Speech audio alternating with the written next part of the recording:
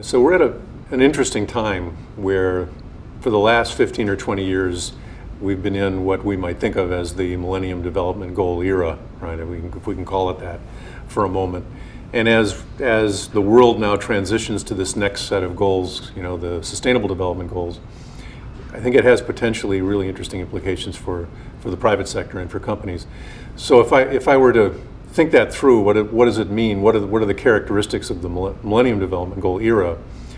I think it had to do with separation. I would start with that the Millennium Development Goals were kind of sectoral, that they were focused on the global development agenda, the aid agencies, how that money should be invested, what goals what are the priorities for investing that money. But the corporations and the private sector was not really included that much in the vision for how that would unfold.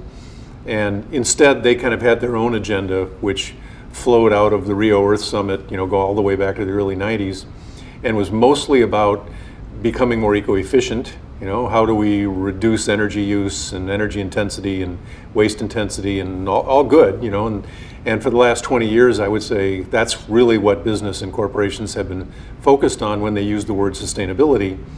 And then the other part of it, the social agenda, had been more in the corporate social responsibility area, where that's for the foundation or maybe corporate volunteerism projects, which there's nothing wrong with those things, that's all fine. But I think that was kind of the quality of, if I look back over the last 20 years, those were the contours of the Millennium Development Goal era.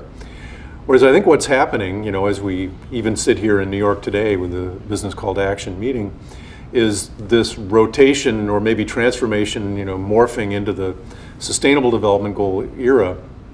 And it's almost a metaphor, I would say, because the Millennium Development Goals, I think, were defined by a relatively small group of people in the development world. The Sustainable Development Goals have been very inclusively brainstormed over a long period of time with a lot of input and a lot of stakeholder engagement, and that makes it complicated and somewhat confusing because there's a lot of them and they haven't really been pulled together yet, but I'm sure they will be.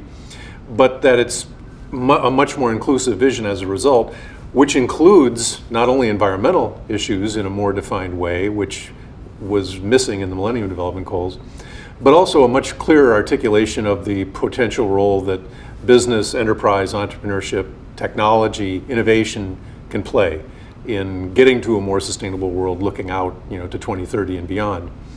So I actually think that's really important. What we see happening in parallel with companies and with entrepreneurs is they're coming to realize, I think gradually, but now maybe we're at one of those tipping points, that the last 20 years, which was more incrementalist around becoming more resource efficient and maybe doing enough in the community so you maintain right to operate in the current business, that's rapidly giving way to the realization that many of the current core businesses for major industries won't last, that they're undergoing kind of a transformational process, and that climate change and that the constraints on natural capital and the ability to take their products further down the income pyramid is almost forcing them to think differently about what their business needs to look like.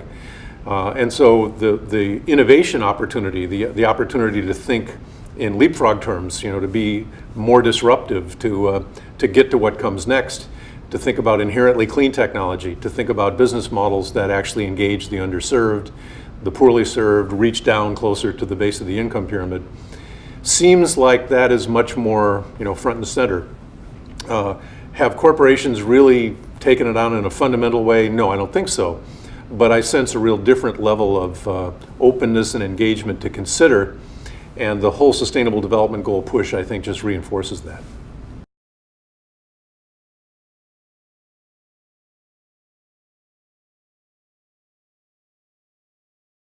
So we think in terms of the competitive implications, if you just accept the evolutionary model that I just laid out, then the question you raise, which I think is a really important one, is what are the competitive implications? I think that Millennium or the Sustainable Development Goal is certainly part of this overall evolution and an important part. But more generally, as society evolves, as pressure on natural capital, as internet connectivity, and making it impossible really for companies to engage in activities without other people knowing about it, with the problems of inequality growing and becoming much more stark, that companies, especially established companies, right, that persist only in making incremental investments around the current business to do line extensions or expand, into parallel markets overseas, what's left of them. I think that's an increasingly perilous path to take. That it becomes a little bit like a head in the sand strategy. And so my own view is that those existing corporations, incumbent firms in incumbent industries that resist this, that somehow see it not as worthy of investment because it may not have the immediate short-term payback in terms of quarterly returns, do so at their peril. That it's going to be the companies, and I'm talking about established companies now. Entrepreneurs are a whole different story because they, of course, are the disruptors, right? So if the incumbents don't undertake it, then somebody's going to get them, right? It's going to be the proverbial 2x4 in the back of the head. And the question is whether they do it to themselves and control the process so they can actually do it planfully, how they make obsolete many of their current businesses, or how they transform them, or how they open up new market space, or it's going to get done to them by somebody, either by a set of entrepreneurs in startup companies that figure this out, right? And a lot of them are going to fail, of course, but many of them aren't. And some of them are going to become juggernauts and create entirely new industries that simply make existing companies go away. So I think it's a perilous time. I think it's an exciting time. I think a lot of existing corporations that are major players today, if we look back 15 years from now, or if we're all still around, they're not going to be there anymore.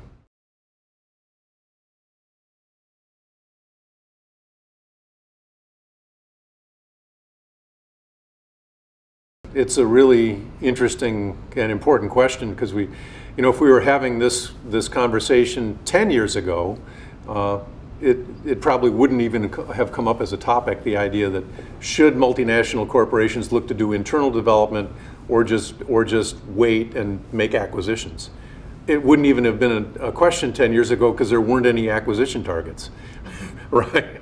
So I think it's actually a pretty healthy sign to say that here we are, 10, 15 years later, and while there's been a lot of stumbling and mistakes and failures in the BOP entrepreneurship space, there certainly has been that. The world is filled with failed BOP enterprises for a whole range of reasons, that it's come far enough in 10 or 15 years, and after all, 10 or 15 years really isn't very long in the grand scheme of things. Sometimes people, I think, have unrealistic expectation when it comes to BOP business exploding onto the world. If you think back to the quality revolution, 3-4 decades back, that's still going on, right? I mean, there's still a lot of Western companies that can't match the Japanese when it comes to the quality of their manufacturing process, and it's 40 or 50 or 60 years later.